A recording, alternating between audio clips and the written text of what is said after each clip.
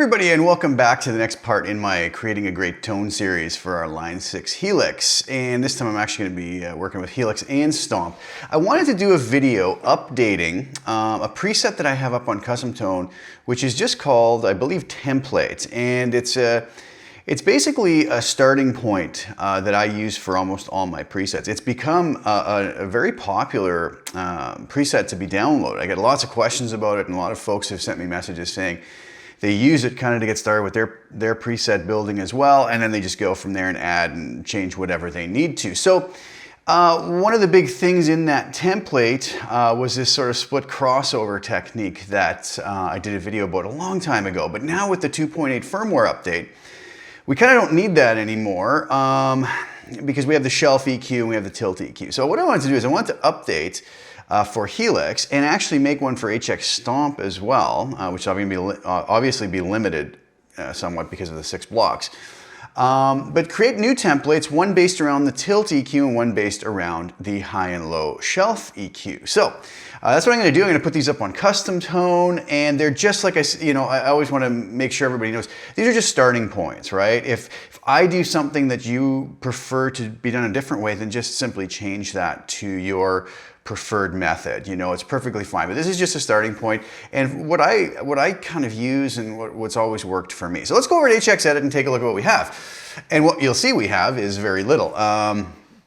We have a blank preset, right? So first thing I'm going to do, if you notice up here, it's called Template Tilt. So this is going to be the template based around the tilt EQ.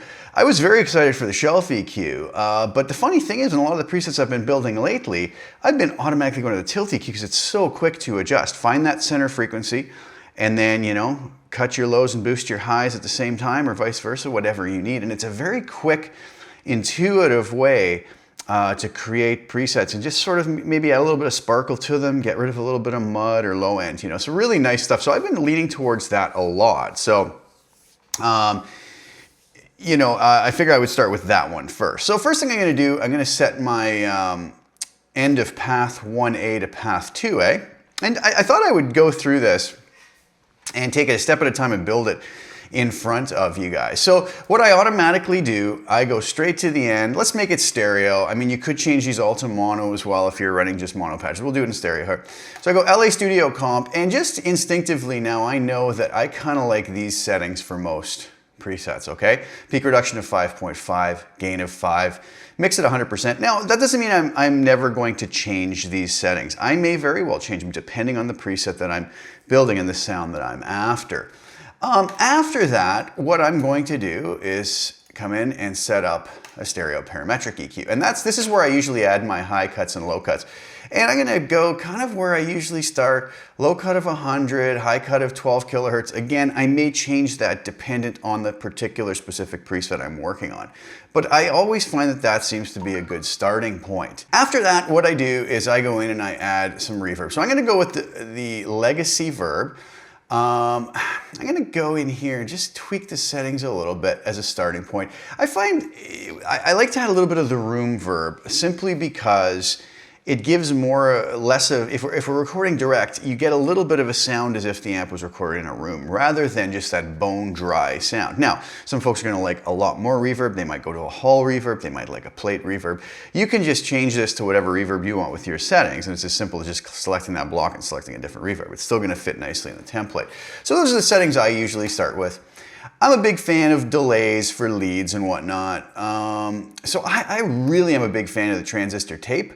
I always set to be able to tap tempo and control it with the note value rather than setting it in milliseconds. So I'm going to just leave it at a quarter note, and the tempo is up here at 120 beats per minute. We can tap tempo that different. We can left click that and type in whatever value we want, but that's neither here nor there. It's going to be dependent upon our song and what we want, right? So note sync of a quarter note. Feedback, I usually go somewhere around maybe 23, 22%. Again, it's going to be dependent on what I'm looking for. And mix, you know, again, maybe 25%, maybe a little less than that, maybe a little more, but we'll leave it there for now. The other thing is I'm going to turn the trails on. I don't know if I ever did that on the other template, but let's do that. Now, we're getting through this. Let's do a quick save. Okay, so we've got this set up. Now, a lot of folks, this is one of the big questions I always got. Not so much anymore, but they're all, you know, and I've talked about this in the past, but they're saying, you know, never put EQ and compression after your effects. Fine. I mean, a lot of folks will not want to do that.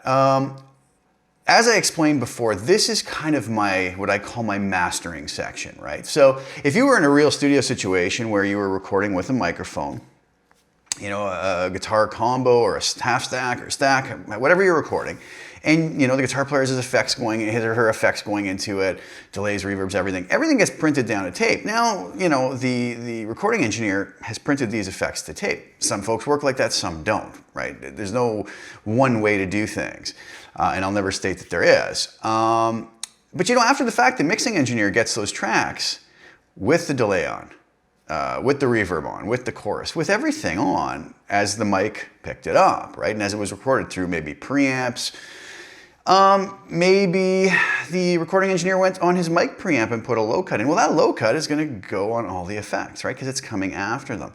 The mixing engineer might apply high and low cuts after. Well, that's going to be applied to absolutely everything on that track, right? The mastering engineer after the fact is going to have the mix. He's going to apply other sort of processing and EQ. So that's going to be applied to the whole sound, obviously, to everything, drums, bass, guitar, keys. Right, so this idea that we can never EQ or put a high cut or low cut or compression after the effects doesn't really make sense to say that that has to be a blanket thing. That's the only way to do it. The other thing to keep in mind, I'm not adding very aggressive compression. I'm using the LA Studio Comp as a bit of a glue at the end, right? Just to sort of to squash everything together. So that I actually want it on the effects. I want it on everything. It gives a very cohesive sound. So that's why I do it, just so I don't have to answer that question 500 more times, right? And the other thing is I'm also not using like super heavy effects either, right? If I was using a massive, massive reverb, maybe I don't want that going in the compression. Now here's the beauty of it. If somebody didn't want that, you know, we go into HX Edit, we simply drag this over, drag our EQ over, and you know, the problem is solved, right? Like I said, I never state that my workflow is the only way to do things. It's just my preference and how I work, and I've had good success with it, and I can work very quickly with it. So, you know, for the folks who like it like that, wonderful, use it. But if you do want to make those tweaks and changes, by all means, go ahead and do it. And you know, you've got my complete support to do so. So I do have my low and high cuts and any potential sort of mastering EQ after the delay and the reverb, as well as my compression here, okay? So that's basically, you know, how I would have things set up. Now, what I'm going to do here is I'm going to come in, I'm going to add in our new tilt EQ. Okay, now, again, this could really, depending on the what we're going after, I may have these set in a lot of different ways. I might need a lot more high end or maybe more low end and whatnot. But remember, I did a video on the tilt EQ, and the tilt EQ picks a center frequency, and when we either tilt it off of flat to the brighter side of things, it's not only raising our high end or our treble side, but it's lowering our bass side, or vice versa if we do it the other way around. So we're kind of painted into that corner that if we want to add more highs, we're also going to cut the lows. So sometimes it doesn't really take that much of an adjustment to get a lot of benefit out of it or what we're looking for. So what I have been doing with this as a general starting point, again, doesn't mean it's going to be locked in stone or carved in stone there. I set it at 650 hertz like I did with the split crossover. And I've been finding by going up around bright 20, 25, 30 maybe, depending on the tone. And again, because I use ribbon mics a lot in my cabinets, I have found that this has been a really good setting. So that's what I'm going to sort of set in here, burn in here as my starting point, okay?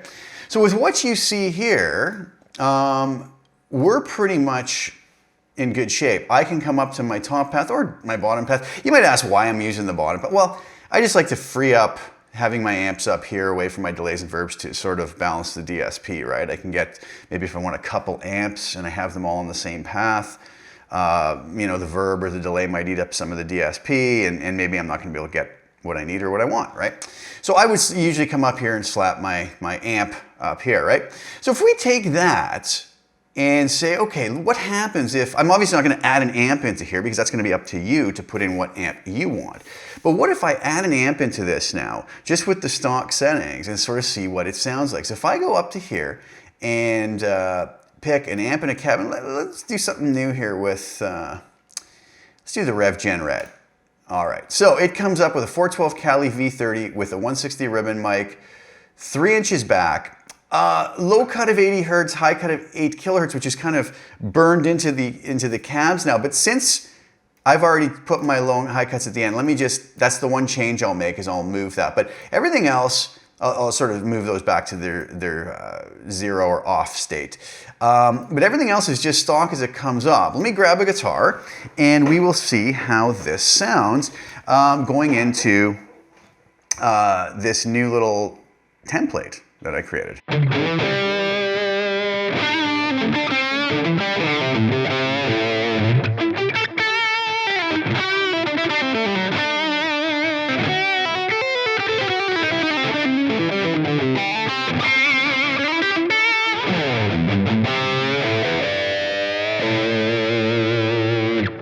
Now, if I was to turn everything off that I have in my template, here's what that sounds like.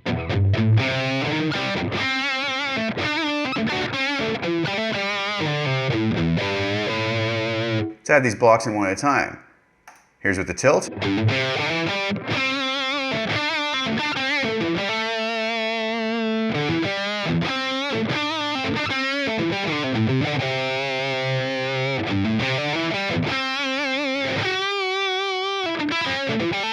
So a little bit more airiness on top helps it to maybe cut through a little bit more, but in a subtle way.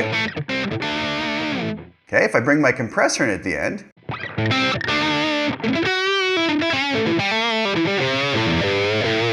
obviously the volume came up, so it's hard to match it. You know, the level matching is very important, but I do hear that little bit of squishiness I like.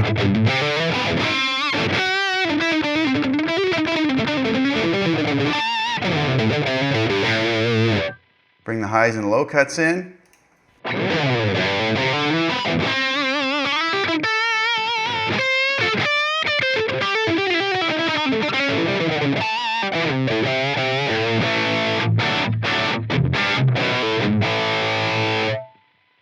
Bring the verb in.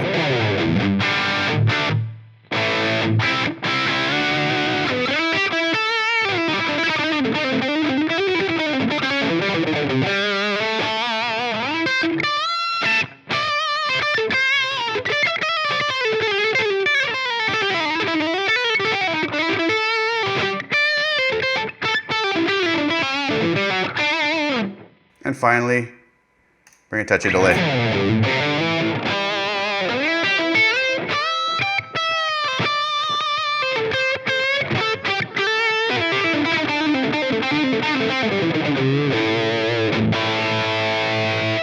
I guess if I just change this to straight out.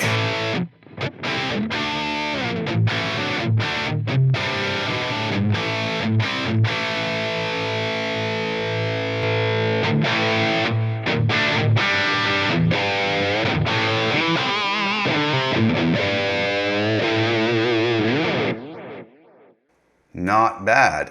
What if we go to something like, oh, where is it? To the Grammatico, I believe that's up here. Let's go to the Grammatico norm. And again, I'm just gonna get rid of the high and low cuts here. And let's see what this sounds like just without any of the template effects.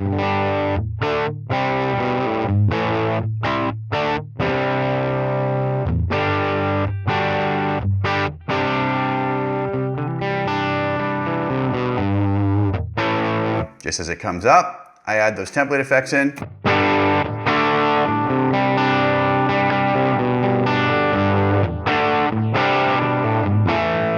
of just opens it up. That tilt EQ gives it a little bit of sparkle.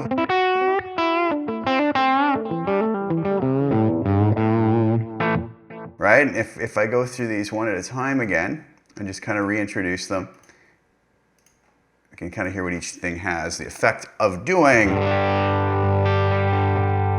No effect, we bring the tilt in.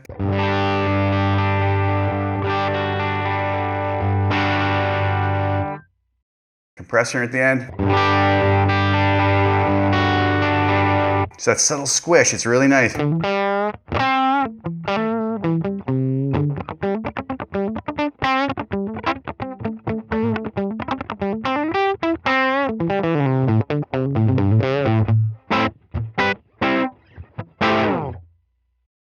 Bring the high and low cuts back in.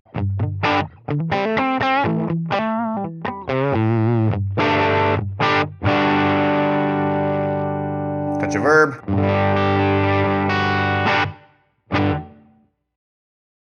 And the delay if we so desire.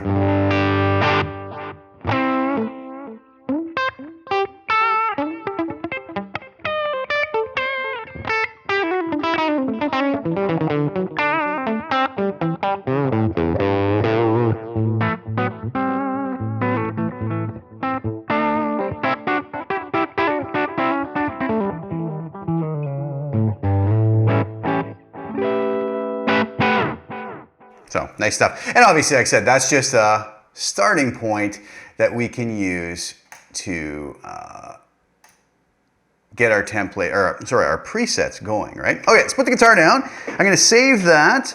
That will go up on CustomTone as is, and you guys can tweak it to your liking.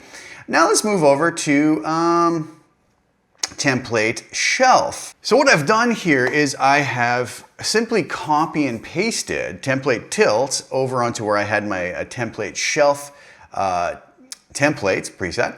And I'm just gonna rename it template shelf.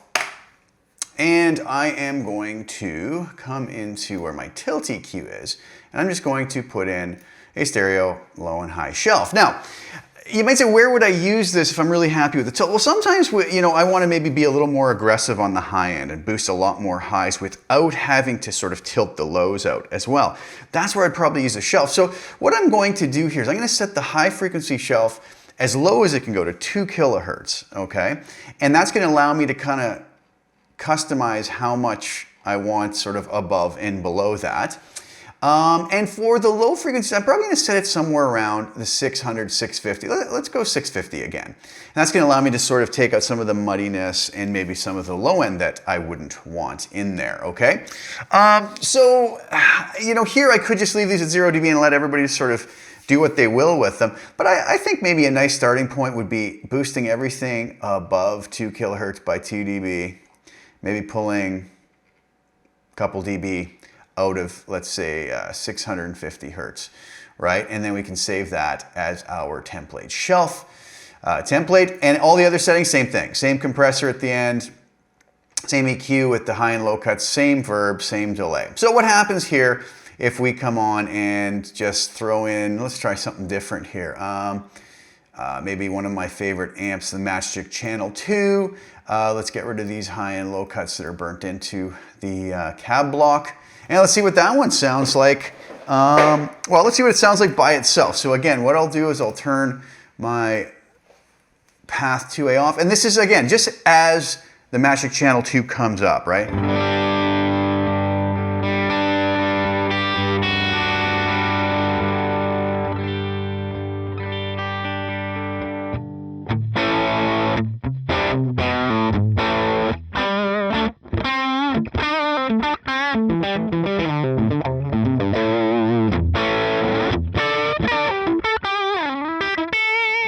Nothing wrong with that, really nice tone.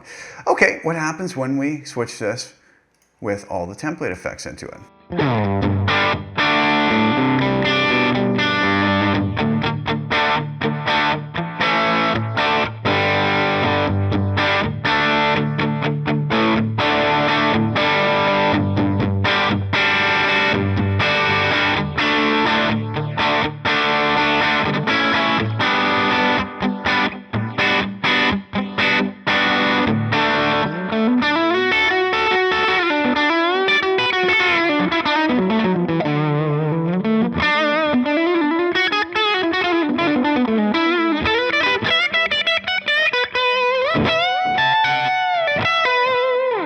Okay, what happens then if I take this shelf EQ in and out? Let's try it without it.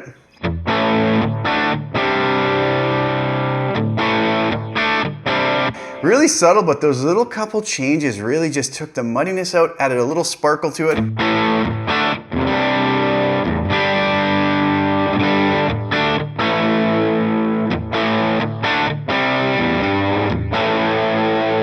And obviously we can change those to our needs, right? Okay, so that is the shelf template. So again, I'm gonna take this little amp model out, you guys can put in whatever you need. We'll save that as template shelf. So now we have template tilt and template shelf, right?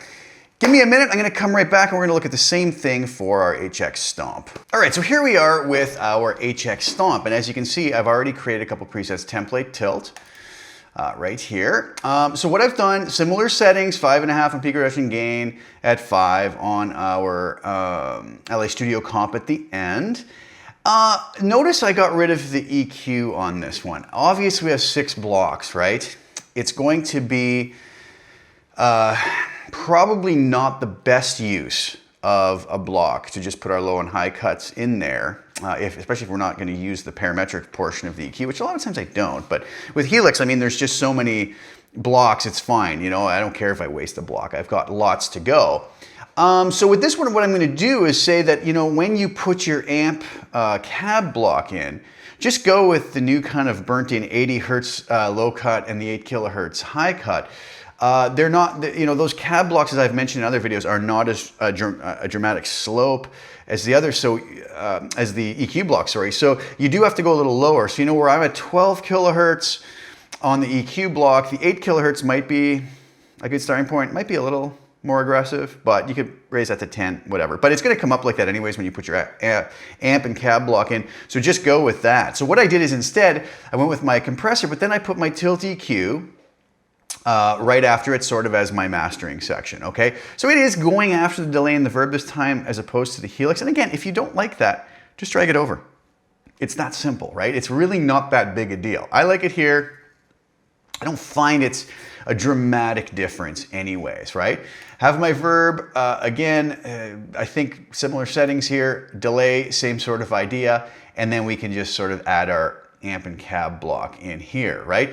So again, that's, I'm just gonna save that and go to our template shelf. Same sort of idea, right?